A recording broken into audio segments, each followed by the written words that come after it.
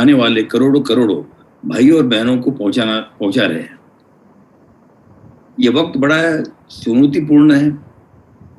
हर व्यक्ति खुशहाल रहना चाहता है और दुनिया भर में मजहब के नाम पर पहले की तुलना में आज ज्यादा दूरियां बनती चली जा रही है। लेकिन आपकी बातों को हमेशा बड़े ध्यान से सुनने के बाद और आपके विचारों को अनुसरण करने के बाद मैं कह सकता हूं कि इंसान के इतिहास में यही इस वक्त है कि जब हम कुछ अलग बनकर दुनिया को सुंदर बना सकते हैं। लोकमत भक्ति चैनल तथा ब्रह्म कुमारी का जो चैनल है उसके माध्यम से हम दुनिया भर में आपको सुनने वाले और आपको जानने वाले और आपने जो जीवन जीने की जो शैली बताई है अत्यंत सरल भाषा में, उसके कारण सारे लोगों में एक उत्साह का वातावरण हमेशा बना रहा है। आशा है वे इस सुख शांति तथा सद्भाव समाज में फैलाने का अभियान चलाएंगे, ऐसी मैं उम्मीद करता हूँ।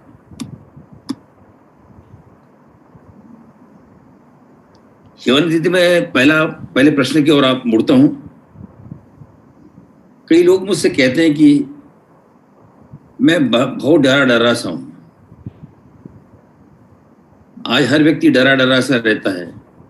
खासकर कोरोना महामारी के दौरान में मैंने देखा है कि हर कोई डरा हुआ है, कोई ज्यादा है तो कोई कम डरा हुआ है।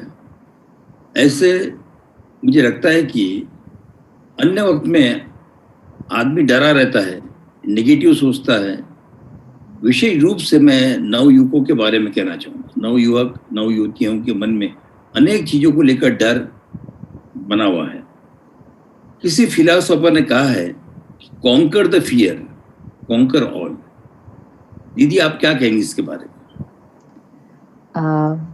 अगर हम अपने जीवन को कोविड से पहले देखते हैं तो फिर कोविड के बाद समझना थोड़ा और सहज हो जाता है। यहाँ जो चलता है मतलब हमारे संकल्प, हमारी सोच, हमारी भावनाएं, फिर हमारी वाणी, फिर हमारा व्यवहार, ये सब कुछ एक ऊर्जा है जिसको हम रचते हैं। हम इसके रचयिता हैं, अपनी सोच के, हमारे बोल के और हमारे व्यवहार के। ये हमारी रचना है। ये परिस्थिति और लोगों के व्यवहार पर निर्भर नहीं होती है। लेकिन हमने ये एक बात को थोड़ा सा गलत तरह से उठाया है।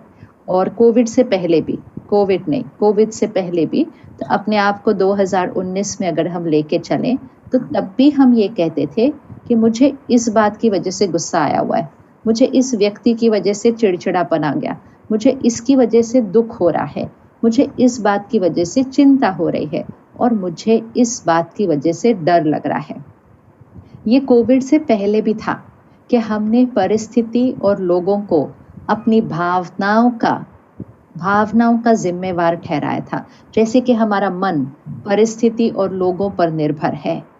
आत्मनिर्भर भारत बनाने से पहले हमें खुद को आत्मनिर्भर बनाना पड़ेगा, क्योंकि वो सच है। जब तक मैं आत्मनिर्भर नहीं तो मैं अपनी दुनिया को आत्मनिर्भर कैसे बना सकती हूँ?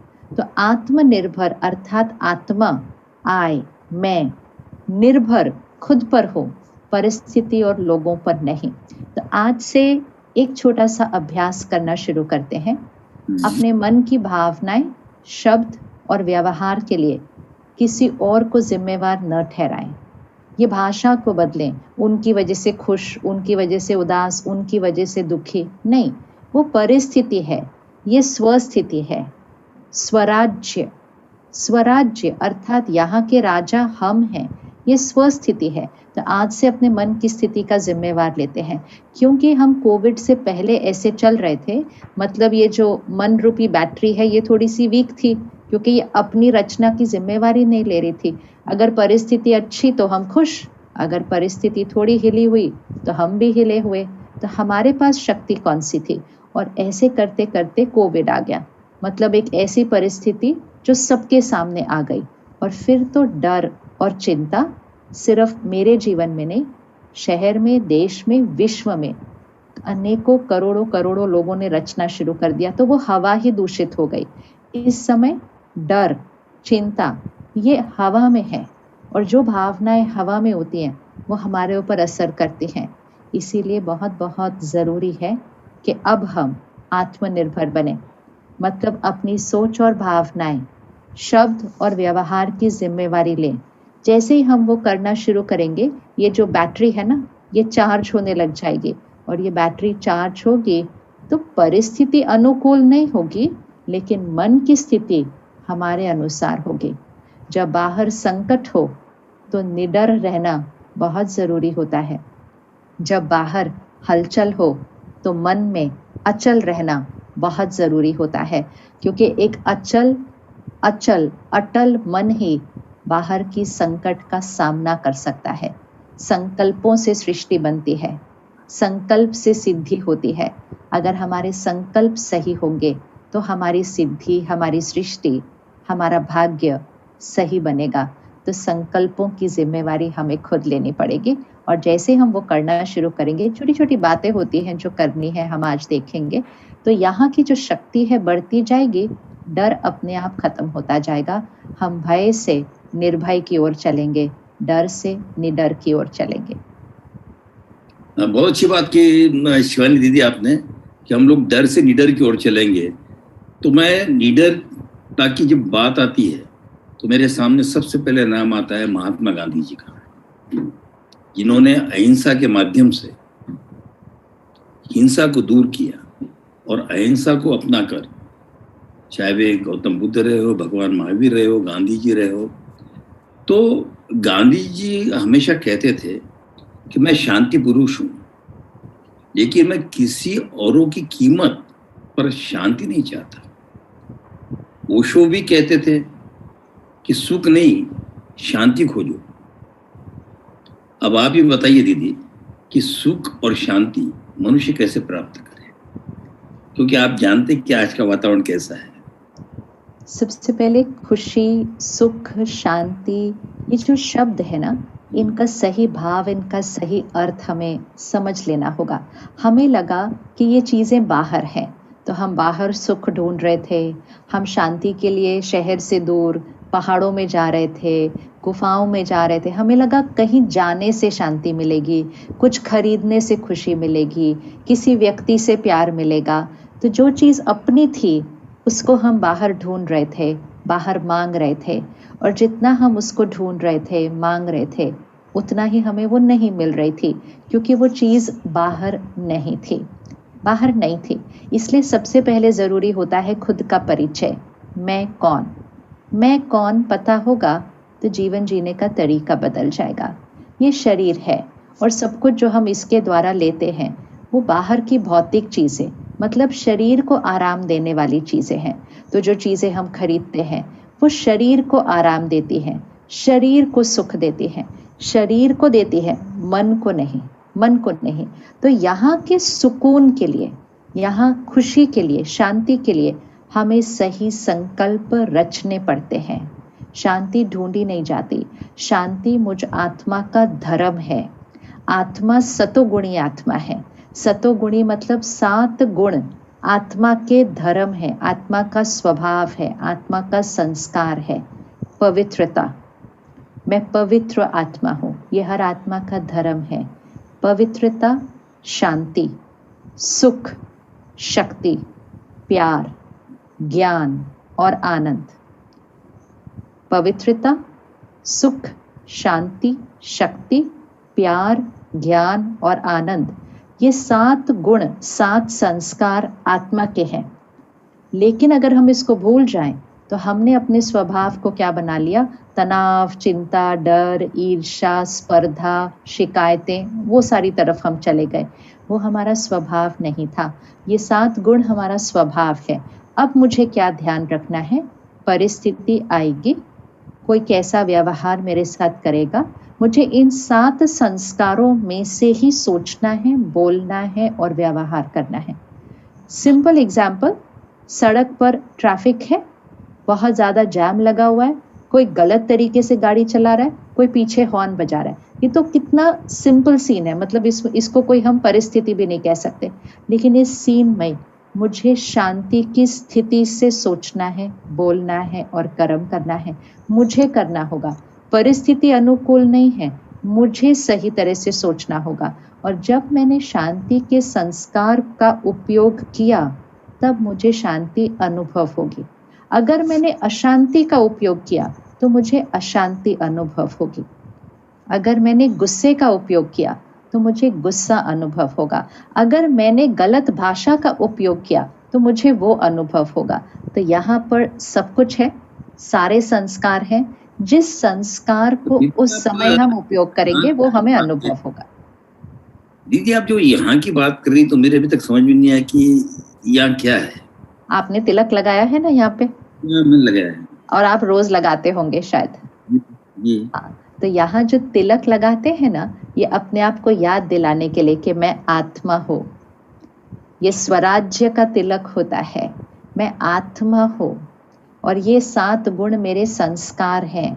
मुझे ये 7 गुण कहीं से चाहिए नहीं, ये संस्कार मुझे हर परिस्थिति और व्यक्ति के साथ यूज करने हैं। तो ये तिलक इसलिए लगाया जाता है कि ये मैं आत्मा हूँ और ये 7 गुण मेरे संस्कार हैं, और जैसा संस्कार वैसा संसार बनेगा। तो अगर हमें संसार को बदलना है, हम चाहते हैं ना आज दुनिया में शांति हो, दुनिया में एकता हो, दुनिया में प्यार हो, चाहते हैं, लेकिन इच्छा रखने से सिर्फ नहीं मिल सकता। जैसे मैं चाहती हूँ मुझे सेहत मिले, बट मेरा शरीर सेहत हो, वो सिर्फ मेरी इच्छा करने से नहीं हो सकता, मुझे उसके लिए कुछ करना पड़ेगा। अगर मैं सिर्फ बैठ कर सोचूं नहीं मेरा शरीर ठीक होना चाहिए, हेल्दी होना चाहिए, मेरे सोचने से कुछ भी नहीं होने वाला, मुझे उसके लिए पुरुषार्थ करना पड़ता है। तो मुझे सृष्टि में शांति चाहिए, एकता चाहिए, सम्मान चाहिए। उसके लिए हम क्या करें? उसके लिए हम जीवन की हर परिस्थिति में, परिस्थिति सही नहीं होगी हमेशा, लेकिन हम हर परिस्थिति में शांति, शक्ति, सम्मान से हम सोचेंगे, बोलेंगे और कर्म करेंगे। हमारे वाइब्रेशंस ही सृष्टि को शांति और शक्ति दे देंगे। ये सिर्फ हमें करना है। हमारे संस्कारों से हमारा संसार बनता है। संस्कार बदलने, संसार तो अपने आप बदल जाएगा। संसार को बदल नहीं सकते हम, संसार में शांति नहीं ला सकेंगे जब तक हम यहाँ से नहीं लाएंगे। शांति बाहर से अंदर नहीं मिलने वाली है। हमें लग रहा है कि बाहर से अंदर मिलेगी, बाहर शांति हो जाए तो मेरा मन शांत हो जाएगा। मेरा मन शांत हो तो बाहर शांति होगी। एनर्जी बाहर से अंदर नहीं, अंदर से बाहर जाने वाली है। पर दीदी, ये जो मैं फिर से उस बात को रिपीट करता हूँ कि हर व्यक्ति सुख की खोज में है, मगर फिर मैं ये कहूँगा कि भगवान रजनीश, आचार्य रजनीश, ओशो ये कहते कि सुख नहीं, शांति खोजो। अब मुझे बताइए कि ये जो कश्मकश जो चल रही है, सुख और शांति, शांति और सुख, तो ये कैसा है? इसको हम लोग इसके बाहर आए, कैसे शांति मिलेगी? या शांति को खोजना भी नहीं है, शांति हमारा संस्कार है। इसको कल ही चेक कर लेंगे या आज रात को भी चेक कर सकते हैं। अभी तो हम शायद घर पे ही हैं, लॉकडाउन भी है कुछ जगहों पर, और कल शायद छुट्टी भी होगी बहुतों को, तो कल के दिन हम घर पर हैं, ठीक है। अब जब हम घर पे 4-6 लोग रहेंगे, बाहर भी नहीं जा सकते हैं और पूरा दिन बंद है, तो कुछ कुछ बातें तो आएंगी। कोई कुछ कहेगा, कोई कैसा व्यवहार करेगा, कोई कुछ करेगा। अगर जैसे किसी ने कुछ कहा, मैंने अगर गुस्सा कर दिया, तो मैंने अशांति के संस्कार का उपयोग किया। उस क्षण 1 मिनट के लिए सही या 30 सेकंड के लिए सही, मेरा मन हिलेगा, अशांति की ऊर्जा रचेगा, मैं आत्मा उसका अनुभव करूंगी, मेरे शरीर को वो वाली वाइब्रेशन मिलेगी, मेरी पल्स बढ़ जाएगी, मेरी हार्ट बीट बढ़ जाएगी, और वही ऊर्जा मेरी तरफ से सामने वाले को जाएगी। वो शायद और गलती करेंगे या गुस्सा करेंगे, मेरा गुस्सा और बढ़ेगा और पूरे घर की एनर्जी बदल जाएगी। और उसके बाद मैं दुखी हो जाऊंगी कि क्या है, एक दिन मिलता है छुट्टी, सारे बैठे थे आराम से, उस दिन भी ऐसा ही हो गया। मेरा तो इस घर में रहने से अच्छा है मैं ऑफिस ही चली जाऊं, तो मेरा मन उदास भी हो जाएगा। कहाँ तो हम छुट्टी का इंतज़ार करा करते थे और कहाँ छुट्टी के दिन ही मन उदास हो गया। फिर मैं और गलत सोचने लगती हूँ क्या फ़ायदा है? अपने घर वालों के लिए इतना करो, 2 मिनट प्यार से बात नहीं करते। जिसको देखो अपमान करके चला मेरी शुरू हो जाता है यहाँ पे। मैं एक के बाद एक संकल्प रचती जाती हूँ और उससे मेरा मन उदास होने लगता है। कल अब सीन आएगी सामने। सिर्फ उस क्षण याद रखना है कि वो सामने वाले का संस्कार है, व्यवहार है। मुझे जो कहना है सो कहना है, लेकिन अपने ऊपर संयम रखकर शक्तिशाली स्थिति में प्यार से और सम्मान से कहना है। सिर्फ एक बार करना है कल पूरे दिन में। सिर्फ एक बार इतनी सी बात याद रखनी है कि वो उनका संस्कार है, मैंने शांति से और प्यार से वही बात कहनी है जो मुझे कहनी है।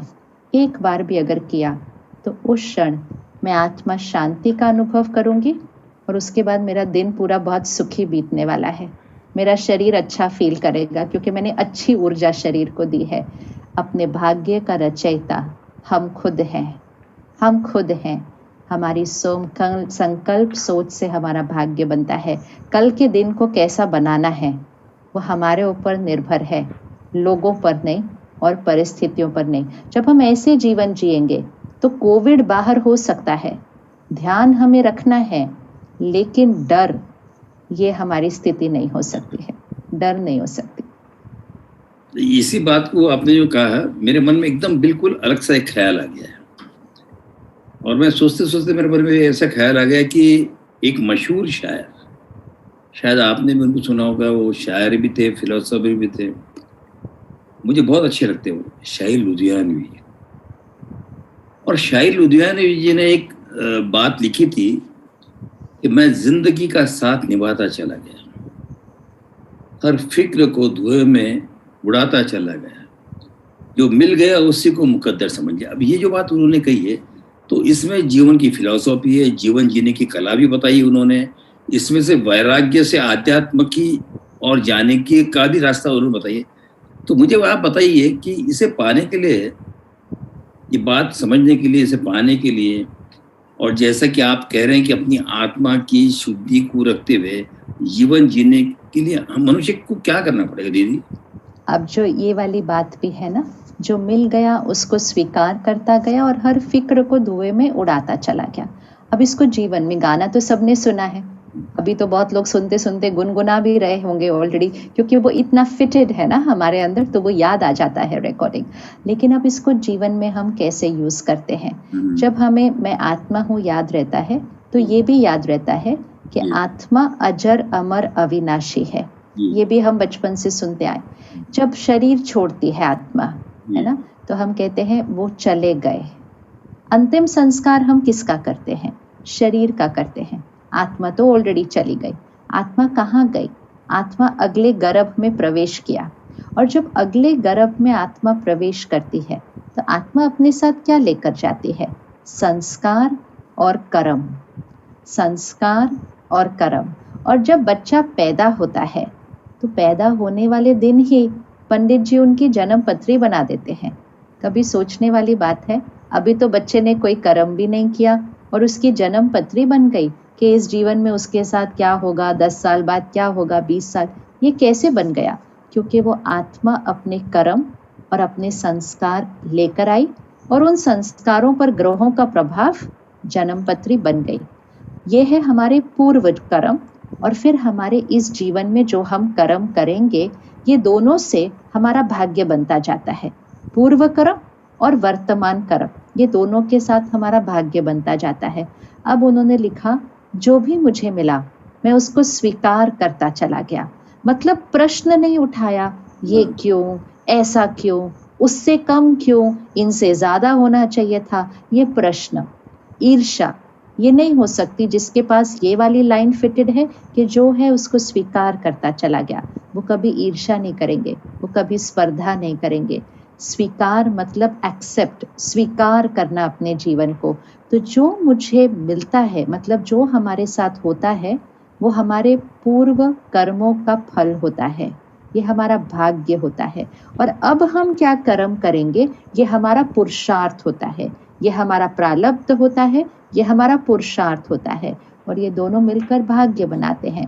लेकिन इसको रोजमर्रा के जीवन में हर क्षण में ये याद रखने के लिए हमें अपने अंदर रोज, हर रोज, कभी कभी नहीं, हर रोज आध्यात्मिक ज्ञान आत्मा के अंदर रोज भरना पड़ेगा। सही क्या है, क्या नहीं है, जीवन जीने का तरीका क्या है, संस्कार कौन से सही हैं, परमात्मा कौन सी शिक्षाएं दे रहे हैं, वो ज्ञान जब रोज अंदर जाएगा, रोज, तो वो हमारी सोच बन जाएगा, जीवन जीने का नजरिया बन जाएगा, तरीका बन जाएगा। और जब वो बन जाएगा तो फिर जब बात आएगी तो बातों को स्वीकार करना बहुत सहज होगा। स्वीकार करना कमजोरी नहीं होती है। किसी को लगता है स्वीकार कर लिया, बस जो हुआ उसको स्वीकार कर लिया, तो स्वीकार कमजोरी नहीं होती है। स्वीकार मतलब उस परिस्थिति में हमारा मन स्थिर रहा और स्थिर रखकर हमने उस परिस्थिति का समाधान किया। स्वीकार करना मतलब ये नहीं कि कुछ किया ही नहीं, बस ऐसे बैठ के स्वीकार किया। स्वीकार यहाँ है कि मैंने स्वीकार किया जो मुझे मिला है और अब उस बात का समाधान किया या उस बात में और आगे बढ़ने की मेहनत की। तो स्वीकार करना एक बहुत बड़ी शक्ति होती है, लेकिन स्वीकार करने के लिए ये बैटरी चार्ज होनी पड़ती है। जितनी ये बैटरी कमज़ोर होती है तो हम ऐसे ऐसे ऐसे होते हैं, मुझे चाहिए चाहिए चाहिए। जितनी आत्मा भरती जाती है हम देने वाले बन जाते हैं, तो स्वीकार करते हैं और शक्तियाँ, प्यार और सम्मान देते जाते हैं। इसीलिए हम अगले हफ्ते दिवाली मनाएंगे ना, तो दिवाली मतलब दिया जलाना। और हम बचपन से सुनते आए, अगर दिया जला होगा तो जीवन शुभ होगा, दिया बुझ गया तो जीवन अशुभ होगा। तो दिए की लौ जब ऐसे हिलती है तो लोग उसको जाके संभालते हैं। दिया बुझना नहीं चाहिए, दिया बुझ गया तो जीवन अशुभ हो जाता है। ऐसे कैसे होगा? एक दिया बुझने से जीवन अशुभ हो सकता है क्या? इसका भाव क्या है? इसका कुछ मीनिंग होगा। तो दिया, आत्मा का दिया, दिया मतलब देना, देना, टू गिव, दिया। अगर दिया जलता रहे मतलब मैं आत्मा देती रहूं तो मेरा जीवन शुभ होगा। लेकिन परिस्थिति आई और मेरी देने की शक्ति घटी तो ये लौ हिलने लगती है। तो इसके अंदर घी डालना है, तो घी कौन सा डालना है? वो है ज्ञान, आध्यात्मिक ज्ञान का घी डालें तो ये लौ हमेशा जलती रहेगी और हमेशा देते रहेंगे। तो हर एक को अपने घर का दिया बनना है, अपने ऑफिस का दिया बनना है, अपने शहर का दिया बनना है, इस सृष्टि के लिए दिया बनना है। जब एक दिया बनेगा और वो दूसरे को देगा तो दूसरे के देने की शक्ति बढ़ेगी, फिर तीसरा दिया बनेगा और बहुत जल्दी दीपमाला बन जाएगी और दिवाली आ जाएगी। सिर्फ 4 दिन की दिवाली नहीं मनाते, अपने जीवन को ही दिवाली मनाते हैं। उसके लिए रोज इसमें घी डालना है और इस लौ को जलते देना है। ऐसे ऐसे नहीं करना, मुझे चाहिए, मुझे प्यार चाहिए, सम्मान चाहिए, मुझे समझो, मुझे विश्वास दो, ऐसे खड़े रहते हैं हम देने वाले हैं। देना हमारा संस्कार है, देवी देवताओं की संस्कृति है। देवी देवताएं हमारे पूर्वज हैं। देवियों का हमने आह्वान किया है पिछले हफ्ते, मतलब देने की शक्ति का आह्वान किया है। तो हम देने वाली आत्मा है, हमें मांगने वाली आत्मा नहीं है। तो जब हम वैसे जीवन जिएंगे तो हर परिस्थिति में मन बहुत स्थिर रहने वाला है। दीदी, आपने ये बहुत बड़ी बात कह दी। आपका जीवन जो है, ये एक तो आप समझ चुकी है जीवन को, दूसरा आपका आध्यात्मिक बेस है, और तीसरा देना और स्वीकार करना और उसको छोड़ना, ये दोनों आपने। मगर आज सारे जो लोग जीवन जीते हैं वो स्पर्धा के युग में जी रहे हैं। मेरे दोस्त के ग्रैंडसन को 98% मार्क मिले, परेशान है वो, क्योंकि दूसरा जो है उसको 98 पॉइंट कुछ मिल गया। यहाँ पर किसी की उन्नति हो रही तो मेरी उन्नति क्यों नहीं हुई? मेरे पड़ोसी के पास में BMW गाड़ी आई है, मेरे यहाँ मर्सिडीज क्यों नहीं? ये जो स्पर्धा का युग है, चाहे वो छोटे बच्चों का स्कूल में हो, चाहे बड़ों का घर में हो, तो इस स्पर्धा के जीवन में, होने के जीवन में, लेने के जीवन में, ये जब आप सब ये जो बातें कह रहे हैं उसे इतनी अशांति है मन में। जिसके पास है वो भी अशांत है, जिसके पास में नहीं वो भी अशांत है। तो ऐसे में कैसे जिए आप बताइए ना। अच्छा, सिंपल एग्जाम्पल लेते हैं। सबसे इम्पोर्टेंट बात यह है कि सफलता की परिभाषा क्या है। हम थोड़ा सा पीछे जाते हैं, 50 साल पहले चलते हैं। तो सफलता के लिए संस्कारों को देखा जाता था कि इस व्यक्ति के संस्कार कैसे हैं, मतलब मूल्य कैसे हैं। लेकिन पिछले कुछ सालों से सफलता का आधार सिर्फ ये बना कि हमने जीवन में क्या पाया है, क्या प्राप्त किया है। मतलब मेरी पढ़ाई कितनी है, मेरा व्यापार, मेरी नौकरी कैसी है, या अगर मैं स्पोर्ट्स में हूँ या एक्टिंग में हूँ, मैंने क्या पाया है। मतलब सफलता का आधार बाह्य प्राप्तियां हो गई। सफलता का आधार आंतरिक संस्कार होने थे। सफलता शब्द ही सफल से आता है। सफल में हम क्या कहते हैं, हम कहेंगे इन्होंने इनका समय सफल किया, इन्होंने अपना जीवन सफल किया। तो जो अपना जीवन, अपना समय सफल करता है उसको सफलता कहते हैं। लेकिन आजकल हमने कहा इन्होंने कितना पाया, इन्होंने कितना कमाया, वो सफल है। तो अब हर एक सफलता चाहता है, लेकिन हमने परिभाषा समाज में गलत कर दी। तो फिर सबने सोचा मुझे सफल होने के लिए और चाहिए, और चाहिए, और चाहिए। तो हम भाग रहे हैं, और इतना भाग रहे हैं कि हम रुक कर देखते भी नहीं कभी कभी कि हम किस डायरेक्शन में भाग रहे हैं और किस से भाग रहे हैं। अब सिंपल, आपने कहा स्पर्धा है।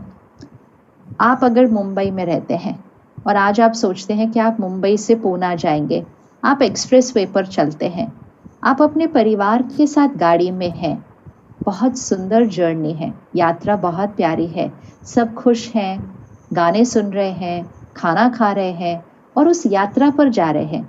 लक्ष्य बहुत क्लियर है, पूना पहुंचना है। मालूम है गाड़ी कौन सी है, कौन सी स्पीड पर चलेगी, और हम यात्रा के नियमों का पालन करते हुए जाएंगे और इस यात्रा का हम आनंद लेंगे। सब कुछ परफेक्ट ही चल रहा था। लेकिन कहीं बीच रास्ते में एक और गाड़ी वहां से जा रही थी और दोनों ने एक संकल्प किया कि चलो रेस करते हैं। रेस थी तो नहीं, दोनों पूना जा रहे थे और दोनों ही बड़े खुश थे, अपनी यात्रा में खुश थे और परिवार के साथ खुश थे। लेकिन दोनों ने सिर्फ एक संकल्प किया कि चलो रेस करते हैं। रेस थी नहीं, लेकिन सोचा कि चलो रेस करते हैं। उसके बाद की यात्रा कैसी रहेगी, ये सिर्फ यहाँ पर इसका चित्र बनाइए। उसकी बाद की यात्रा कैसी रहेगी। अब ना गाने सुनने का मन करेगा, ना कुछ खाने का मन करेगा। अब सिर्फ एक ही लक्ष्य होगा, इनसे आगे जाना है, इनसे आगे जाना है, इनसे आगे जाना है। आपको गाड़ी में कोई कहेगा कुछ खा लो, आप कहेंगे आपको खाने की पड़ी हुई है, मुझे इससे आगे जाना है। मतलब सब कुछ बदल गया। वही यात्रा है, वही गाड़ी है, वही परिवार है, वही पूना है, वही सड़क है, लेकिन एक सोच, रेस करते हैं। वो भी चलो कोई बात नहीं, ठीक है, लेकिन उसकी गाड़ी ही अलग है, आपकी गाड़ी ही अलग है, कैपेसिटी ही दोनों की अलग है। चाहे कुछ भी कर लो, रेस तो हो ही नहीं सकती, और गाड़ी चलाने का तरीका भी अलग है। अब सपोज आप आगे जा रहे हैं और वो गाड़ी चाहे कितनी भी मेहनत कर ले, आपसे आगे नहीं जा पा रही है। बीच में एक लाल बत्ती आती है, रेड सिग्नल। वो गाड़ी सोचती है यही समय है इनसे आगे जाने का, और वो अपने जीवन के रेड सिग्नल तोड़ना शुरू कर देते हैं। जीवन के वैल्यूज, प्रिंसिपल्स, नियम, मर्यादाएं हमने सिर्फ दूसरों से आगे जाने के लिए तोड़ी हैं। अगर हम अपनी यात्रा में होते ना, हम कभी नियम और मर्यादाएं नहीं तोड़ते। हमने दूसरों से आगे जाने के लिए अपने नियम और मर्यादाएं तोड़ी हैं। आगे जाने के बाद अगर उस गाड़ी का टायर पंक्चर हो जाता है और आप यहाँ से जा रहे हैं, क्या हम रुक कर उनकी मदद करेंगे? नहीं करेंगे, क्योंकि हमें लगता है हम रेस में हैं। तो रेस में हम रुक कर उनकी मदद कैसे कर सकते हैं? सारा कुछ ही बदल गया। मदद करना, सहयोग देना, सद्भावना हमारा संस्कार था, बदल कर ईर्ष्या में चला गया, स्पर्धा में चला गया। एंड सबसे इम्पोर्टेंट, दूसरे को अटका हुआ देखकर हमें अच्छा लगने लगा। हमने कहा अच्छा हुआ, अटक गए, अब ये पीछे रह जाएंगे, मैं आगे चली जाऊंगी। तो ये तो अब रुक कर सिर्फ चेक करना है कि क्या ये सारी सोच सही थी, क्या ये संस्कार सही थे। आध्यात्मिकता सबसे पहली बात हमें सिखाती है, कोई कंपटीशन नहीं है, स्पर्धा है ही नहीं, कहीं है ही नहीं। हर आत्मा अपनी यात्रा पर है, बहुत मेहनत करनी है, बहुत आगे जाना है, लेकिन अपने नियम और मर्यादाओं से गाड़ी अपनी चलानी है, मतलब जीवन चलाना है। और रास्ते में जो साथ में चल रहे हैं ना, उनको सहयोग देना है, उनको भी आगे बढ़ाना है, बहुत सारी दुआएं भी कमानी है और उनको भी दुआएं देनी है। पुनः हम पहुंच जाएंगे, लेकिन यात्रा बड़ी प्यारी होगी, आनंद में पहुंचेंगे और लक्ष्य पर पहुंचेंगे जरूर, लेकिन आनंदित स्थिति में पहुंचना ये जीवन का उद्देश्य है।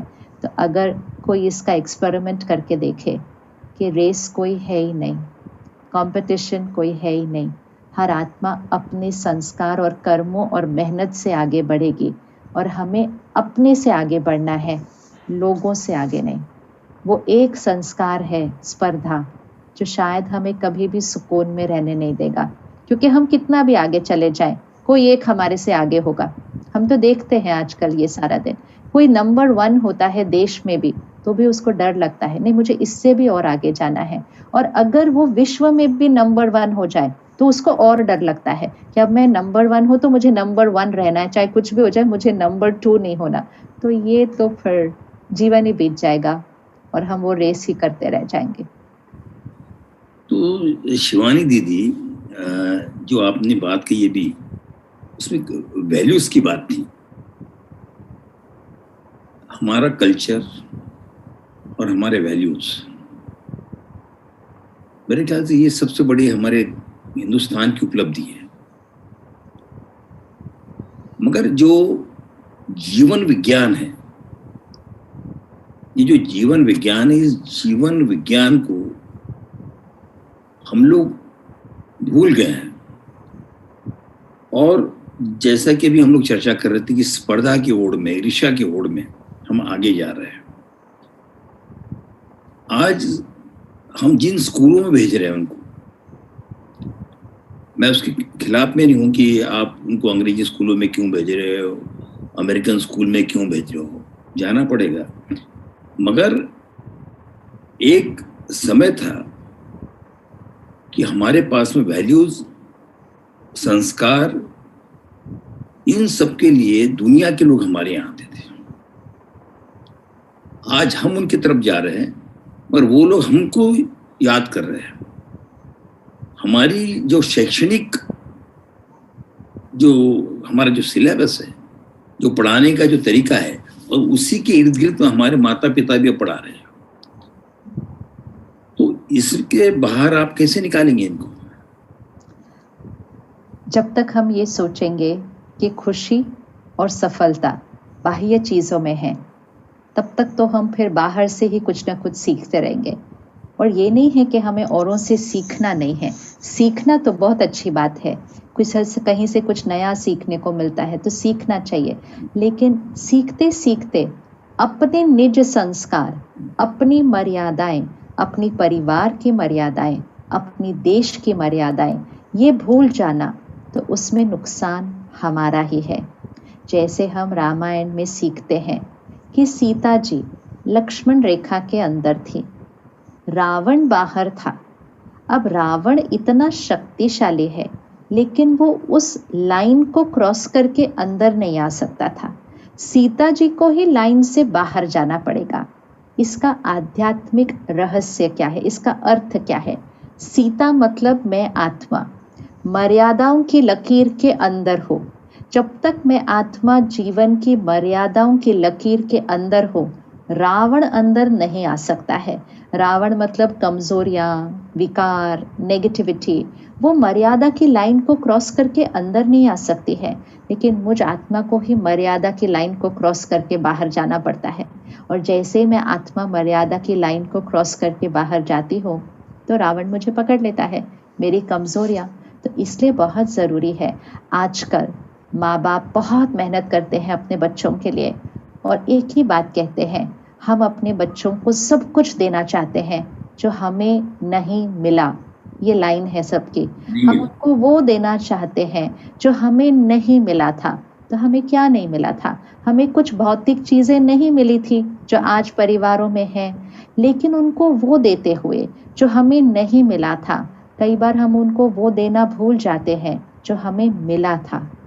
जो हमें मिला था वो देना भूलना नहीं चाहिए। तो जो नहीं मिला था वो भी देना है, लेकिन जो मिला था वो उससे ज़्यादा ज़रूरी है, तो वो ज़रूर देना है। और वो है जीवन जीने के संस्कार और मर्यादाएं, संयम और नियम। संयम और नियम हमारी सुरक्षा करते हैं। क्या पहनना है, क्या खाना है, क्या पीना है, क्या सोचना है, कैसे बोलना है, क्या सुनना है, क्या पढ़ना है, क्या देखना है, कैसे काम करना है, कैसे जीवन जीना है, सबके लिए संयम, नियम और मर्यादाएं होती हैं। और अगर हम उस मर्यादा की लकीर के अंदर रहें तो सीता हमेशा सुरक्षित है, हमेशा सुरक्षित है। बहुत सुंदर बात कही आपने कि संयम और नियम। तो हम जिस विश्व में आज रहते हैं, क्योंकि अब घर हमारा विश्व हो गया है, हमारी बाउंड्रीज बढ़ चुकी हैं, तो इसमें ही हम सब लोग धर्म के बहुत करीब जा रहे हैं। क्योंकि लोग जितने डरावा है, जितना स्पर्धा में है, जितना और पाना चाहता है, वो धर्म के अधिक करीब जाना चाहता है। मगर मैं ये देख रहा हूँ दुनिया में कि धर्म, शांति, सुख का पाठ तो सब लोग पढ़ा रहे हैं, सभी पढ़ा रहे हैं, सब गुरु कहते हैं ये बात। और आज धार्मिक कट्टरता की वजह से धर्म के नाम पर चारों ओर खून की नदियां बह रही हैं। महिलाओं पर अनंत अत्याचार हो रहे हैं, निष्पाप लोग मारे जा रहे हैं। आज जो भी कर रहे हैं उसको धर्म का नाम दे रहे हैं। और आज इसी कारण से अनेक अनेक देशों में दुनिया के लोग धर्म छोड़ रहे हैं। तो कह रहे हैं हमें ऐसा धर्म नहीं चाहिए, वे डरे हुए हैं, ये ऐसा धर्म किस काम का हमारे। तो ऐसे परिस्थिति के अंदर, जैसा कि धर्मगुरु हर समस्या का समाधान खोजता है, लोगों को समझाता है। क्योंकि जब आदमी, दो स्कूल हैं, एक स्कूल है मेरा परिवार, मैं जिस घर से मेरे माता पिता ने जो मुझे संस्कार दिए, मुझे जो शिक्षा दिए। दूसरी मेरी स्कूल है जहां से मैं विद्या अर्जित करता हूँ। और तीसरी स्कूल जो है बहुत महत्वपूर्ण है, जहां से मुझे ज्ञान के साथ में मेरा अज्ञान दूर करता है और आध्यात्म की मुझे बात बताता है। पर ये सारे लोग स्पिरिचुअल के नाम पर, धर्म के नाम पर जो मार काट कर रहे हैं, खून की नदियां बह रही है, तो इसके लिए आप किसको जवाबदार मानते हैं? और इससे बाहर कैसे लोग आएंगे? धर्म शब्द का अर्थ स्वधर्म। तो सबसे पहले अपने आप से पूछना है हमें कि मेरा धर्म क्या है, मेरा धर्म क्या है। स्वधर्म, आत्मा का धर्म, शांति, प्रेम, एकता, सम्मान, ये मुझ आत्मा का धर्म है। अगर हम सिर्फ इस सृष्टि चक्र के समय को देख लें, अभी दिवाली आएगी, हम स्वास्तिक बनाएंगे और स्वास्तिक बनाते हैं और शुभ लिखते हैं वहाँ पर। स्वास्तिक अर्थात स्व का अस्तित्व। ये स्वास्तिक जो चिन्ह है वो स्व का अस्तित्व याद दिलाता है। 4 भाग हैं उसके अंदर और चारों भाग एक बराबर हैं। और चारों में फिर हम ऐसे बिंदी बनाते हैं, 1, 2, 3 और 4। और चारों भाग को एक बार देख लेते हैं।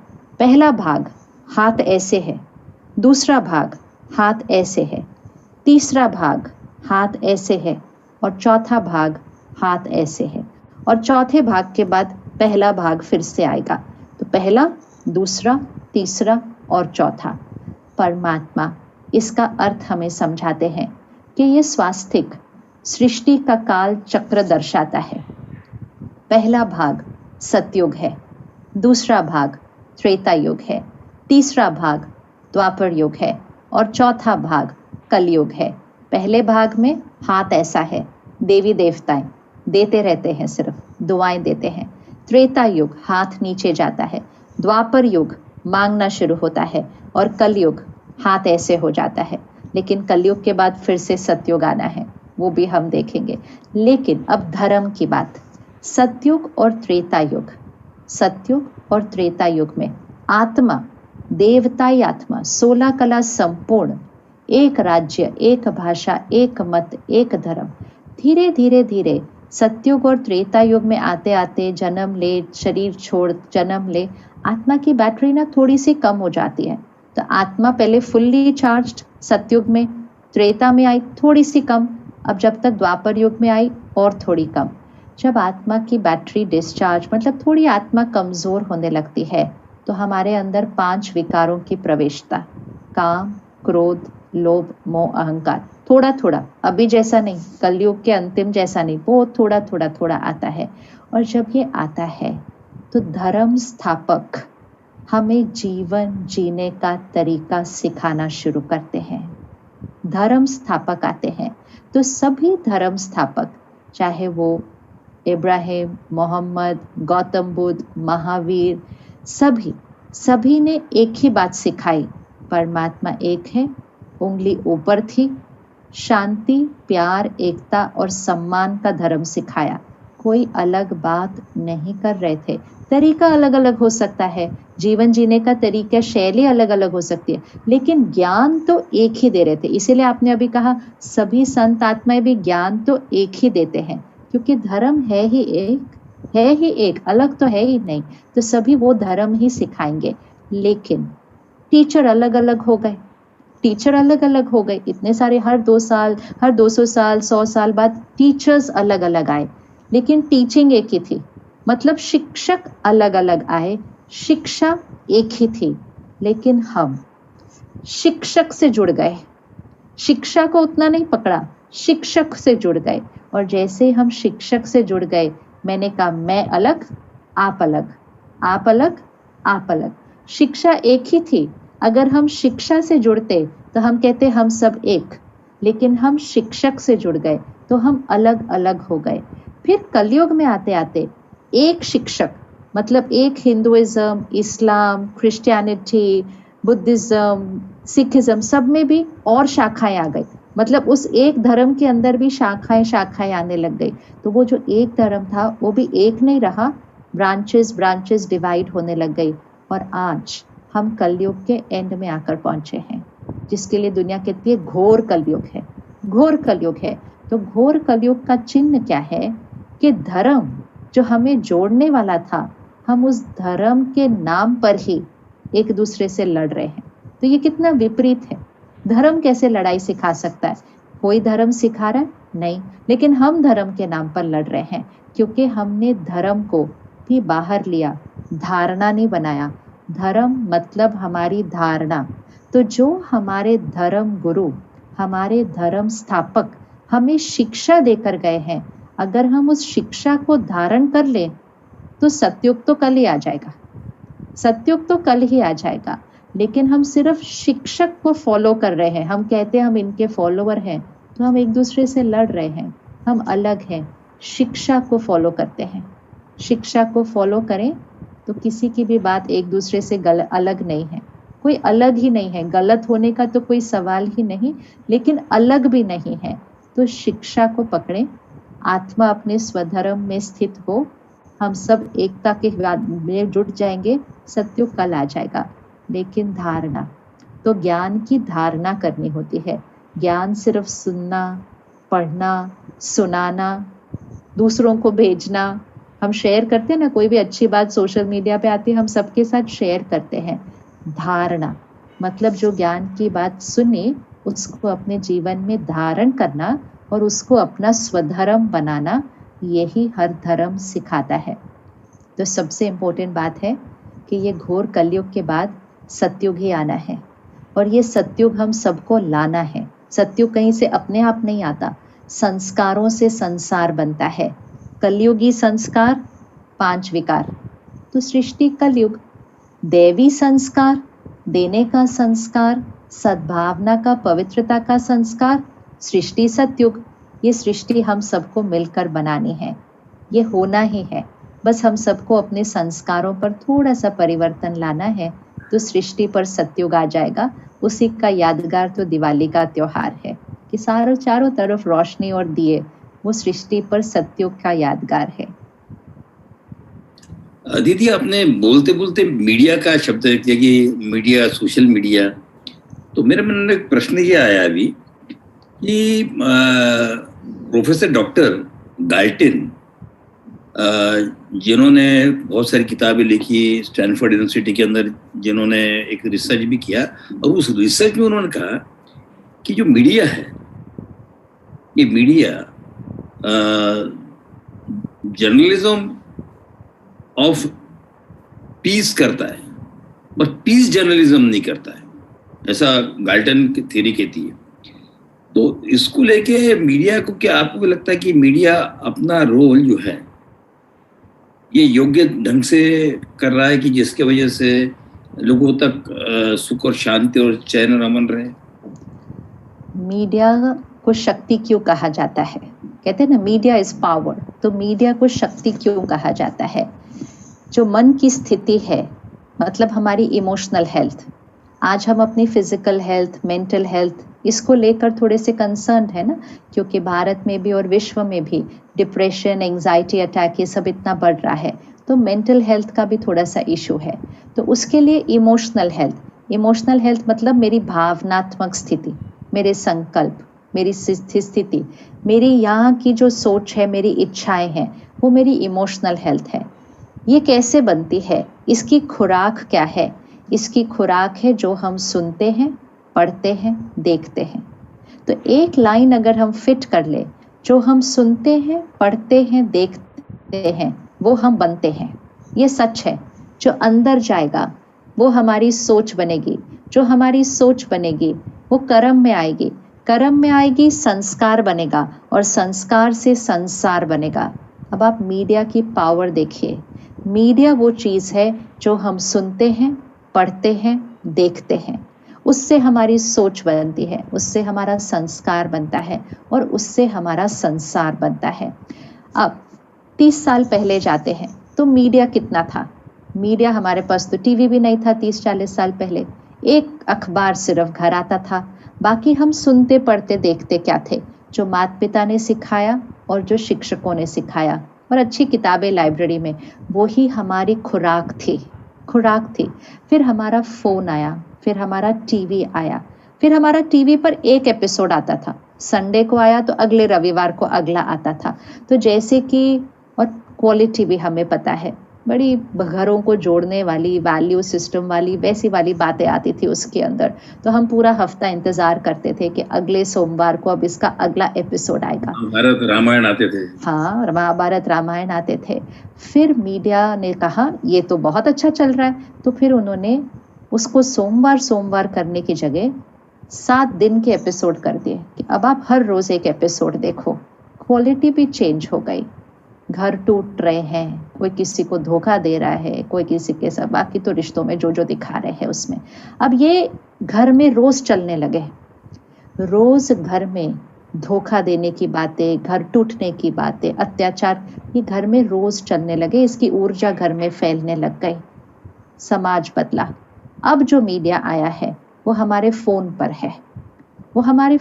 है, तो हर क्लिक पर, हर बटन दबाया, हम कुछ सुन पढ़ देख रहे हैं, और क्वालिटी जो है वो तो क्वेश्चन मार्क ही है।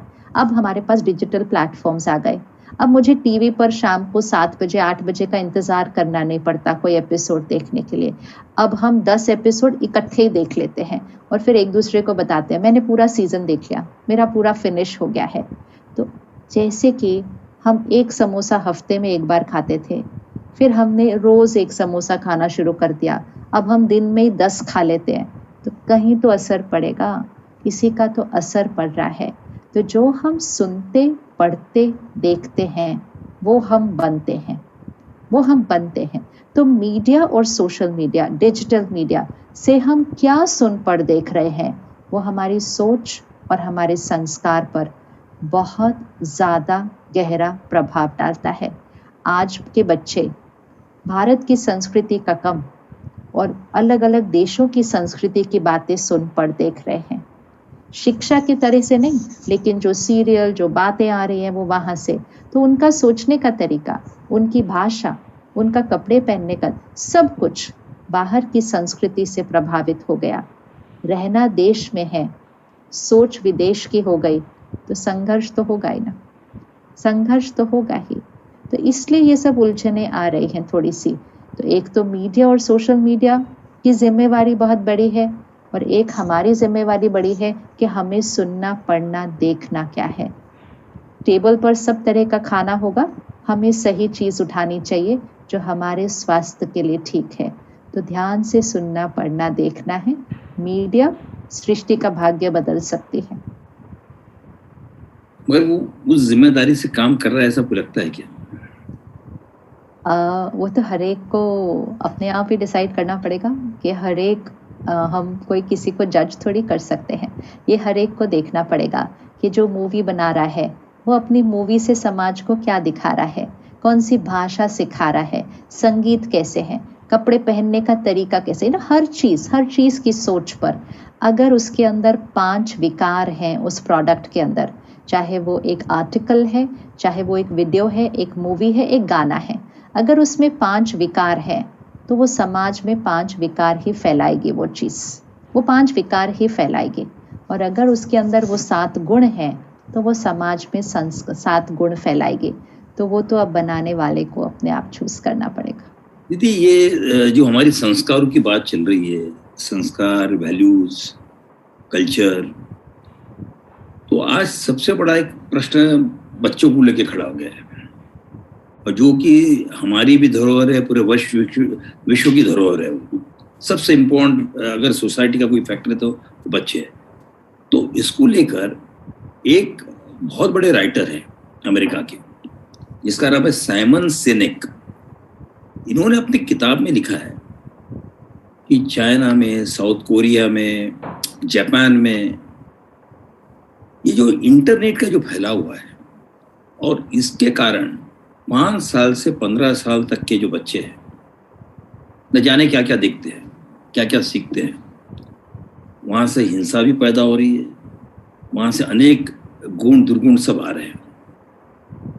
और जिस प्रकार से पुराने ज़माने में, समय में माता पिता बच्चों के वैल्यूज़ के ऊपर, संस्कारों पे जितना जोर देते थे, तो आज के इस बदलती हुई परिस्थिति में ये जो पेरेंटिंग जो है, क्योंकि ये सारी चीज़ें हिंदुस्तान में भी आ गई है, भारत में भी आ गई है, और ये जो आज का महामारी का काल है उसमें सब बच्चे घर में हैं, तो हर एक के हाथ में कंटिन्यूस टेलीविजन, अपना टैब हाथ में है, आईपैड हाथ में है, फोन हाथ में है। कोई बच्चे को बोलने भी नहीं जाते तो कोई सुनते नहीं है या फिर बोलते नहीं वो। तो ये जो परिस्थिति निर्माण हुई है, तो इसका समाधान क्या, किस प्रकार से इसके बाहर आएंगे? क्या आप इनकी माताओं को, पिताओं को इसमें से संबोधन करना चाहेंगे? माता पिता बच्चों के ऊपर कोई नियम और संयम पालन करने से पहले खुद पर करना होगा। पेरेंटिंग में हर चीज़ पहले खुद पर करनी पड़ती है, क्योंकि माता पिता के वाइब्रेशंस ही बच्चों का आहार होता है, बच्चों के ऊपर उसका प्रभाव पड़ता है। तो माता पिता का अपना जीवन जीने का तरीका कैसे है।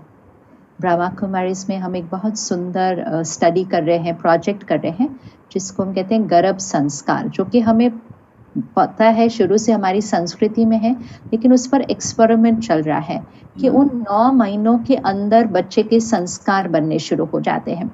अब उस 9 महीने के अंदर माता पिता दोनों की जीवन कैसी थी, वो क्या सुनते थे, क्या पढ़ते थे, क्या देखते थे, क्या खाते थे, क्या पीते थे, कैसे सोचते थे, कैसे बोलते थे।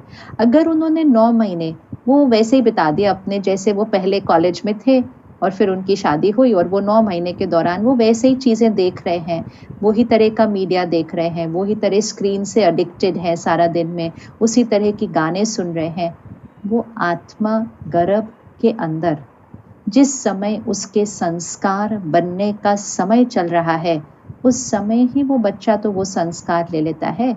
तो पेरेंटिंग 1 साल, 2 साल और 3 साल की एज में स्टार्ट नहीं होती है। पेरेंटिंग तो सबसे इम्पोर्टेंट जो फेज है जब आत्मा गर्भ के अंदर है। गर्भ संस्कार बहुत पावरफुल चीज़ है। तो अगर हर माता पिता उस समय से ध्यान रखना शुरू करे, शुद्ध बातें सुने, पढ़े, देखे। पहले पेरेंटिंग कैसे होती थी कि जब वो 9 महीने के दौरान माँ को क्या कहा जाता था, अच्छी अच्छी बातें सुनो, श्री कृष्ण की फोटो लगाओ, अच्छी बातें देखो। आजकल किसकी फोटो लगी हुई है? आजकल किसकी बातें आप सुन रहे हैं उस 9 महीने के दौरान? 9 महीने में जिसको देखेंगे, जिसका चित्र देखेंगे, कहते थे ना श्री कृष्ण को देखना तो तुम्हारे पास श्री कृष्ण जैसा बच्चा आ जाएगा। इसका अर्थ क्या है? जो देखेंगे, सुनेंगे, पढ़ेंगे, उस संस्कार वालों बच्चा आएगा, वही संस्कार वाला आएगा। क्योंकि जो सुन पढ़ देख रहे हैं वो माँ के संस्कार बन रहे हैं और माँ के संस्कार से बच्चे के संस्कार बन रहे हैं। तो पेरेंटिंग तो उस 9 महीने के दौरान ही स्टार्ट हो जाती है, सबसे पावरफुल गर्भ संस्कार। तो जितना माता पिता, एक नियम बना लीजिए घर पे कि भोजन करने के समय कोई टीवी और फोन नहीं होगा। भोजन करने के समय कोई टीवी और फोन नहीं होगा।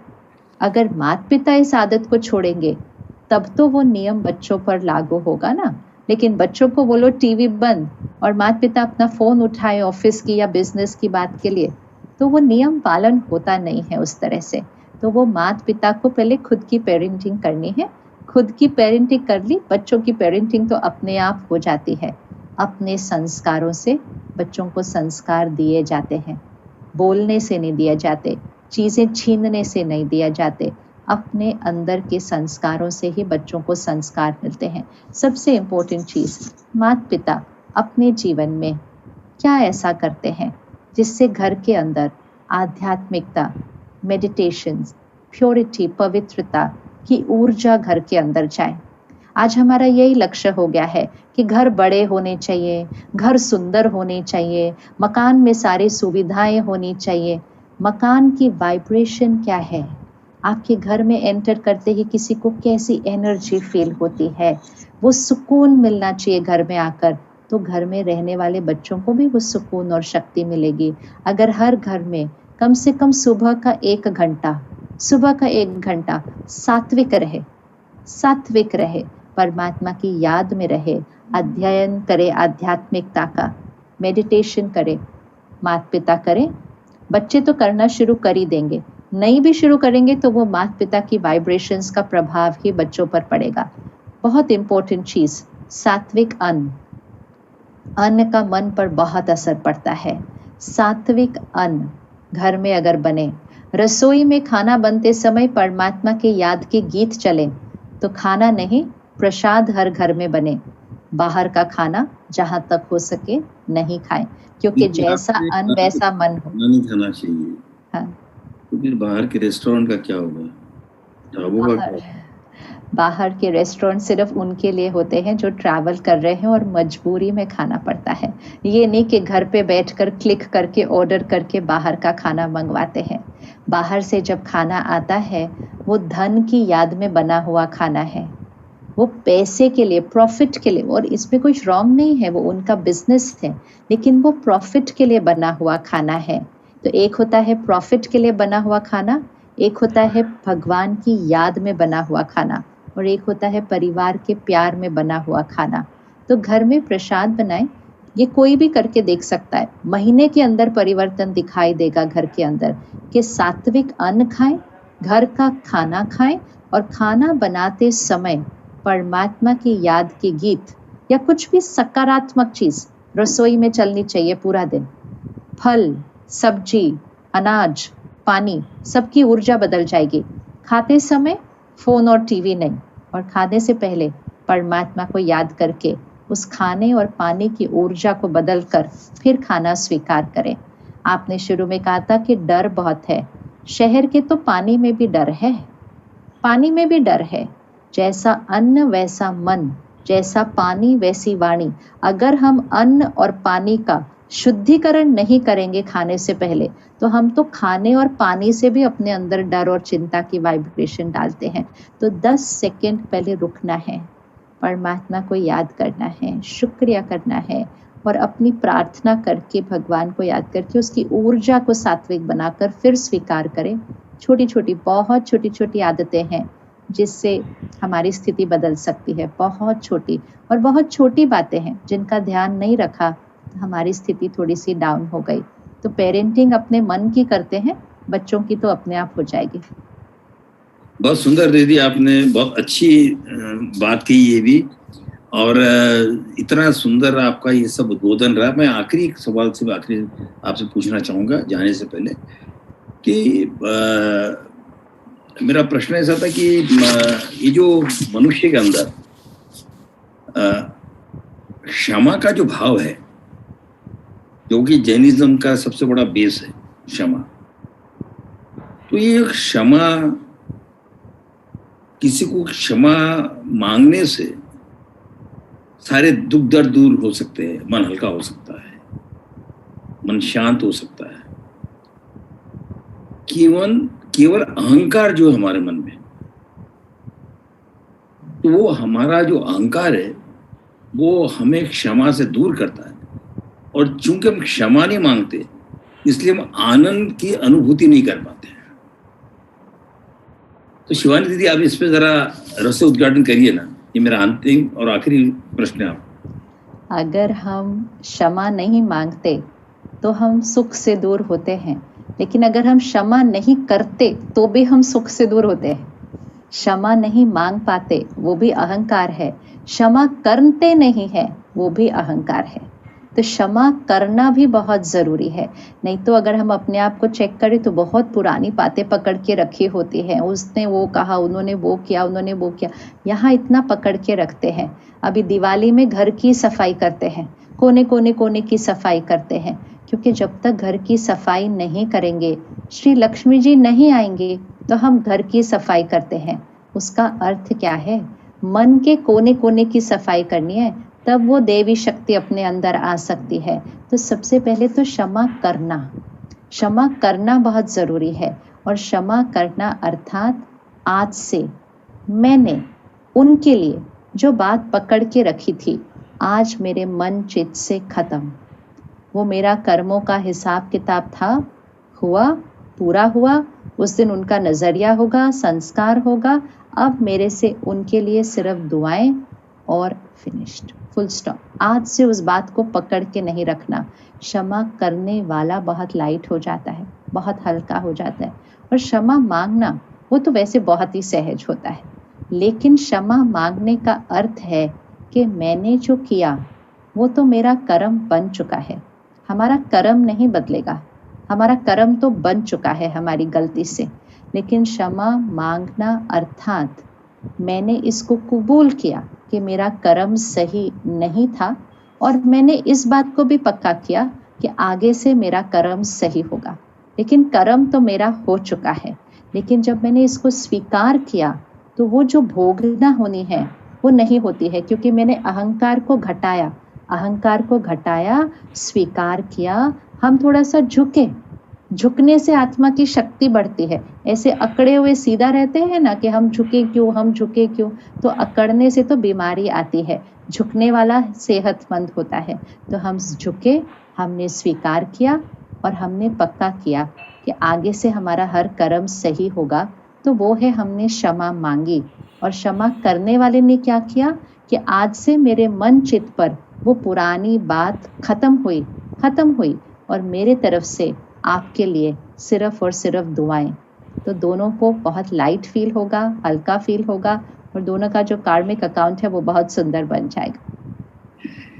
दीदी, अंत में मैं लोकमत परिवार की ओर से, स्वयं की ओर से आपको हृदय से धन्यवाद देता हूँ। आपका शुक्रिया अदा करता हूँ कि आपने समय निकाला। मैं जानता हूँ कि आप बहुत कम इंटरव्यू देती है, बहुत कम जाती है, और आपका जो हम पर विशेष प्रेम है उसके लिए मैं आपका सदा ऋणी हूँ। मुझे विश्वास है कि आपके विचारों से आपके जो चाहने वाले लाखों, कम से कम 105 देशों से भी अधिक देश है जहाँ पर आपको चाहने वाले, सुनने वाले और अपने जीवन को बदलने वाले लोग हैं। मैं आपके माध्यम से ही आज आने वाली दिवाली की बहुत सारी शुभकामनाएं भी देता हूँ और ईश्वर से प्रार्थना करता हूँ कि आप सबका जीवन सुखद हो, समृद्ध हो और अच्छे स्वास्थ्य हो। और आखिरी में क्षमा की जो बात है, तो जाने अनजाने में, बोलने चालने में कुछ आया हो तो मैं मन वचन काया से आपसे क्षमा प्रार्थी हूँ। बहुत बहुत शुक्रिया, बहुत बहुत शुक्रिया। परमात्मा की और सबकी आपके लिए बहुत बहुत दुआएं, क्योंकि जिस तरह से आप सेवा कर रहे हैं, आप मीडिया नहीं चला रहे, आप मीडिया के थ्रू देश की सेवा कर रहे हैं, तो सबकी आपको बहुत दुआएं मिलती हैं।